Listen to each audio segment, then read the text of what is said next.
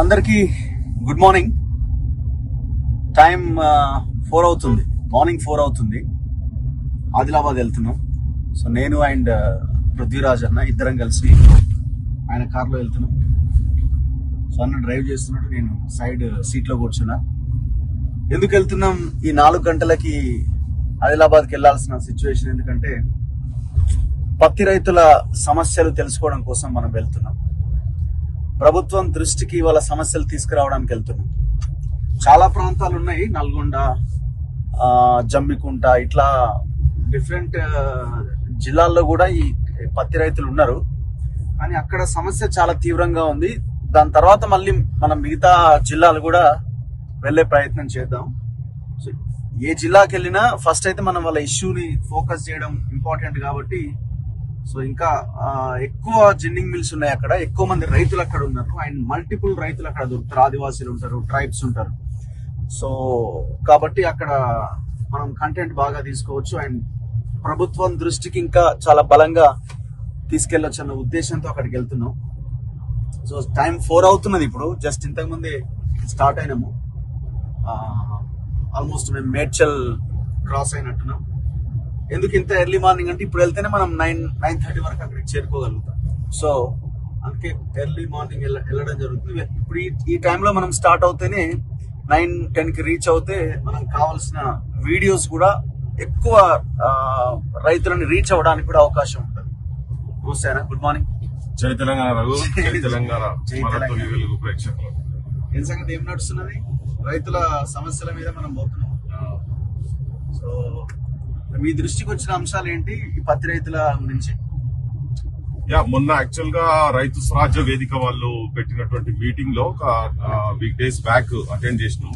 ఆదిలాబాద్ నుంచి చాలా మంది రిప్రజెంటేషన్ ఉంది. యాక్చువల్ గా టోటల్ అక్కడే అసలు ఆదిలాబాద్ మెయిన్ దాదాపు నేను కూడా ఒక 10 మంది రైతులు వచ్చిండ్రు అక్కడ నుండి వచ్చిండ్రు. ఆదిలాబాద్ నుంచి అంత దూరంకి వెళ్ళి వచ్చి నాకు అప్పుడే అసలు అనిపించింది అంటే వాళ్ళు చాలా వాళ్ళ బాధలు తేమ తోటి కావచ్చు, తర్వాత పండించిన అట్లా మధ్యలో దళారీలు చేస్తున్నటువంటి నాటకాలకు సంబంధించినట్టు కావచ్చు, ప్రభుత్వం ప్రాపర్ గా రెస్పాండ్ అయితలేదు వాళ్ళ విషయంలో. సో ఈ తెల్ల బంగారం పండించేటువంటి రైతన్నల బతుకులలో ఉన్నటువంటి చీకటిని మనం కూడా చీకట్లోనే పోతున్నాము. వాళ్లకు వెలుతురు తీసుకొచ్చేటువంటి కనీసం ప్రభుత్వం నుంచి కొద్దిగా స్పందన వచ్చి వాళ్ళను ఆదుకునే విధంగా, వాళ్ళను ఇప్పుడు వర్షాకాలంతో అకాల వర్షాలతోటి ఇబ్బంది పడతా ఉన్నారు. తర్వాత ఈ తేమ అనేది చాలా పెద్ద సమస్య, చాలా పెద్ద సమస్య ఉంది అంటే చాలా మంది చెప్పారు ఆ మీటింగ్ లో కూడా. సో ఈ ప్రభుత్వం దృష్టికి తీసుకొచ్చి ఇప్పుడు ఆదుకోవాల్సిందే ప్రభుత్వమే కదా. లేకపోతే రాష్ట్రం వీళ్ళ మీద దుమ్మెత్తి పోసుకున్నారు. బీజేపీ వాళ్ళు ప్రెస్ మీట్లు పెడుతున్నారు, ఇటు కాంగ్రెస్ మంత్రి తుమ్మల నాగేశ్వరరావు అంటుండే మీది కదా, సీసీఏ కదా, మీరు కదా కొనాల్సిందే, మీరేం చేస్తున్నారని వీళ్ళు కొనుగోలు చేసి ఫస్ట్ చేయాల్సింది మీరు కదా అని వీళ్ళు అంటున్నారు. సరే, ఇద్దరిది బాధ్యత ఉన్నది. సరే, అఫ్ కోర్స్ సీసీఐ అంటే కేంద్రం కొనాలి, కానీ వీళ్ళ బాధ్యత వాళ్ళ బాధ్యత. ఇప్పుడు ఒక్కటేందంటే ఒక ప్రమాదం ఏముందంటే నాకు బాగా డౌట్ ఏముందంటే రైతుల ఆత్మహత్యలు స్టార్ట్ అయితేనున్నది బాగా. ఎందుకంటే బాగా నష్టపోతున్నారు, చాలా మంది నష్టపోతున్నారు. దాదాపు ఈ వర్షాలతోటే 16 లక్షల ఎకరాల దాకా నష్టపోయిందని చెప్పి. సో రైతుల ఆత్మహత్యలు స్టార్ట్ అవుతుంది, ఒక సీరియల్ లెక్క అవుతుంది. అది ఆపాలి ఇమీడియట్ గా. సో ఆ ప్రయత్నంలో భాగంగానే ఇది చాలా మనం ఏదైతే ఇప్పుడు పోతున్నామో ఇది ఒక మేల్కొల్పు కావాలి గవర్నమెంట్ కు, మేల్కొల్పు కావాలి. ఇప్పుడు మినిమం సపోర్ట్ ప్రైస్ దొరుకుతలేదు రైతులకి, తీవ్రంగా నష్టపోతే నష్టపరిహారం లేదు, పంటల బీమా పథకం రాష్ట్రంలో లేదు. సరే, ఆ ఫసల్ బీమా యోజన ఉంది, దాన్ని ప్రవేశపెట్టట్లేదని వీళ్ళు అంటున్నారు, ఎవరు బీజేపీ వాళ్ళు అంటున్నారు. సరే, ఏదో ఒకటైనా ఇంప్లిమెంట్ చేయాలి, కానీ రాష్ట్రంలో 2018 నుంచి ఆ స్కీమ్ కూడా లేదు. అంతకంటే బలమైన స్కీమ్ పెట్టడానికి అవకాశం ఉన్నా పెడతలేరు. వీళ్ళు కూడా మేనిఫెస్టోలో పెట్టారు, మేము పంటల బీమా పథకాన్ని తీసుకొస్తాం. అది కూడా ఇక్కడ దాన్ని ఊసేలేదు. కౌలు రైతులను ఆదుకుంటామన్నారు వీళ్ళు. చాలా మాటలు చెప్పారు. కౌలు రైతులకు కూడా రైతు బంధు వీళ్ళు కొత్త పేరు పెట్టారు, కానీ ఇవన్నీ వీళ్ళు కౌలు రైతులకు ఇస్తామన్నారు.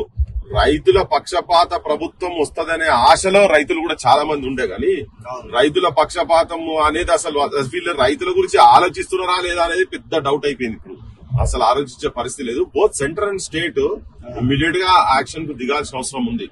చాలా అంటే ఘోరాతి ఘోరమైన సిచ్యువేషన్ ఇట్లా ముట్టుకుంటే ఏడ్చే పరిస్థితున్నారు రైతులు. నేను చాలా ప్రాక్టికల్ గా నేను మొన్న చూసినాను కదా. నేను కూడా ఇంత రిమోట్ కి వెళ్ళి ఆదిలాబాద్ అక్కడికి వెళ్ళి వచ్చుడు ఏందని. ఇప్పుడు మనం కూడా అక్కడ దాకా ఎందుకంటే అది మోస్ట్ నెగ్లెక్టెడ్ ఏరియా ఉంటది కదా. మోస్ట్ నెగ్లెక్టెడ్ ఏరియా కనుకనే అది ఎక్కడో దూరం ప్రాంతం, దాదాపు 300 కిలోమీటర్ 350 కిలోమీటర్ల దూరము, ఆ లోపల ఇంటీరియర్ ప్లేసెస్. సో అటువంటి వాటిని అన్ని తీసుకొచ్చి అట్లీస్ట్ వాళ్ళ గురించి మనసులో అట్లీస్ట్ స్పందించి ప్రభుత్వం దృష్టికి తీసుకుపోయి ఇప్పుడు వాళ్ళు గవర్నమెంట్ ఈ తేమ శాతాన్ని అంతా కూడా అది నాచురల్ గా నార్మల్ ఉన్నప్పుడే కొద్దిగా పర్సెంటేజ్ ఎక్కువ వస్తుంటది దాంట్లో ఆ పత్తి స్వభావం అట్లా. 8,200 సంథింగ్ సబ్జెక్ట్ కరెక్షన్ అంత ఇవ్వాల్సిన ఎంఎస్పి మద్దతు ధర ఇప్పుడు 4,000-5,000 అమ్ముకుంటారు పాపం రైతులు బయట. అసలు ఇంకొక రకమైన ప్రచారం కూడా ఉందట. అసలు మొత్తం మిల్ అని క్లోజ్ అని ఎవరు కొంటలేడు, మీరు ఎవరెవరికి ఇచ్చేయడం ఏదో తప్పదనేసరికి అమ్మేస్తున్నారు బయట ప్రైవేట్ వాళ్ళకి. అంటే వాళ్ళ ఎంతకైతంత సచిన్ పెళ్లికి వచ్చింది కట్నం అనే లెక్క ఉన్నది. ఇప్పుడు వాళ్ళంటే గవర్నమెంట్ మధ్య దళారీలు అదే చీకటి కొనమంటున్నాం. ఇప్పుడు వాళ్ళు నెట్టేసే వరకు లేదు ఆయనతో అది కూడా రాదా అయ్యింది అనే కాడికి పోతున్నారు. వాళ్ళు తీసుకురావాలి, తీసుకొచ్చి మిల్ల కాడ పెట్టిన తర్వాత పక్కకు పడేసింది అనుకో, పక్క పడేకి ఏమవుతారు వాళ్ళు ఇంకా ఆగమవుతారు కదా. ఇంకోటి తూకం కూడా చాలా మిల్స్ లల్లా నీకు రైతులు లేనిది చూసి తూకం చేస్తారు. వాళ్ళు వీడు రాసి పెట్టేసేస్తారు గంతనే. ఇది గిన్ని గింటాలు ఉన్నదంటే గంతనే. రైతుల ముంగట తూకం చేసేది కూడా లేదు పద్ధతి.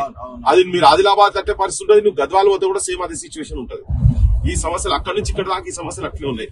అంటే ఎండ్ ఆఫ్ ది డే మధ్య దళారీలే బాగుపడుతున్నారు, రైతులు మాత్రం బాగుపడుతున్నారు. ఈ మధ్య దళారీల దోపిడీ నుంచి కాపాడాల్సిన బాధ్యత కేంద్ర ప్రభుత్వం, రాష్ట్ర ప్రభుత్వం మీద ఇద్దరు అనుకోవడం. ఇంతవరకు ఇటు ముఖ్యమంత్రి గానీ అటు కేంద్రం నుంచి గానీ ఏమి రివ్యూ చేస్తున్నారో ఏమో తెలియదు. మొన్నడారు పాపాలు జూబ్లీ హిల్స్ మీదనే పడతారు కదా, ఇప్పుడు మళ్ళా కొత్త ఖైరతాబాద్ మీద పడతారు. జనం పట్టి ఎక్కడ పాడైంది ఇక్కడ వీళ్ళకు. Election collection. నాట్ ఓన్లీ పత్తి రైతులు, ఇప్పుడు వరి ధాన్యం కొనుగోలు కూడా అంతే ఉంది. అది దారుణంగా ఉంది. వర్షాలతో బాగా దెబ్బతిన్నారు. మక్కల పరిస్థితి కూడా సేమ్ ఉన్నది. అది కూడా చాలా దారుణంగా. అంటే ఓవరాల్ రైతులంతా చాలా ఇబ్బందుల్లో ఉన్నారు రాష్ట్రంలో మొత్తం రైతాంగం అంతా. ఎస్, జై జవాన్ జై కిసాన్ అని చెప్తాం కదా. కిసాన్ విషయంలో రైతుల కష్టాల మీద రైతుల పురుగుల మందే పెరుగన్నమయ్యిందా, రైతన్నల్లారా తల్లులు పిల్లలు తల్లడిల్లినారా, రైతన్నల్లారా. ఇప్పుడు ఎట్లున్నదంటే సిచ్యువేషన్, రేపు శవాలై ఊరేగుతున్నరమ్మా రైతన్నలు, నడిసేన్లల్లో సమాధులైన రమ్మా పూలన్నలు. ఇది రేపు తెలంగాణ ఉద్యమం మొత్తం ఇది వాడుకుంటూ తిరిగినాము. ఇది 4 రోజుల తర్వాత మళ్ళా గదే కాడికి వచ్చుతున్నది. శవాలై ఊరేగుతున్నరమ్మా రైతన్నలు, నడిసేన్లల్లో సమాధులైన రమ్మా కూలన్నలు. అదే ఇది మళ్ళా ఈ సాహిత్యము రాకుండా ఉంటది అని అనుకున్న దగ్గర మళ్ళా రిపీట్ అయ్యే పరిస్థితి ఇవాళ ఉన్నది. ఇప్పుడు మీరు చూడండి, ఇది చాలా అంటే గవర్నమెంట్ ముఖ్యమంత్రి రేవంత్ రెడ్డి కావచ్చు, అటు మోడీ కావచ్చు, తెలంగాణ రైతులను ఇప్పుడు కనుక ఆదుకోకపోతే చాలా ప్రమాదకరమైన పరిస్థితులకు పోతారు వాళ్ళు. చాలా రైతుల ఆత్మహత్యలు జరుగుతాయి. 7,000 కొద్ది మంది రైతు కుటుంబాలు సర్వనాశనం కదా. సో వాళ్ళ జీవితాలలో చీకటి నిండిపోయే పరిస్థితి ఉన్నది. వాళ్ళని ఆదుకోవాలి ఇప్పుడు. సో మనం వెళ్తున్నాము మనతోలి వెలుగులో అండ్ మెయిన్ ఛానల్లో ఈ వీడియోస్ అన్ని మనం అప్లోడ్ చేస్తాం. అంటే ఈ రైతులకు సంబంధించిన ఇష్యూస్ ఇవన్నీ మాక్సిమం ఈవినింగ్ వరకు ఎంత వీలైతే అంత రైతాంగం రైతుల సమస్యని ప్రజల దృష్టికి, ప్రభుత్వం దృష్టికి తీసుకొచ్చే ప్రయత్నం చేస్తాం. అంటే మిగతా వాళ్ళలో కూడా ఒక చైతన్యం రావాల్సిన అవసరం ఉంది. పోరాటం దిశగా మనం ముందుకెళ్ళాలి. సో అండ్ జిన్నింగ్ మిల్లుల దగ్గర ఉన్న సిచ్యువేషన్ ఏంటి, దళారీ వ్యవస్థ ఏ స్థాయిలో ఉన్నది, ఎంత మద్దతు ధర రైతులకు దొరుకుతుంది, ఇవన్నీ మనం మాట్లాడాలి. రైతులతో డైరెక్ట్ గా మనం వెళ్ళి మాట్లాడించే ప్రయత్నం చేద్దాం.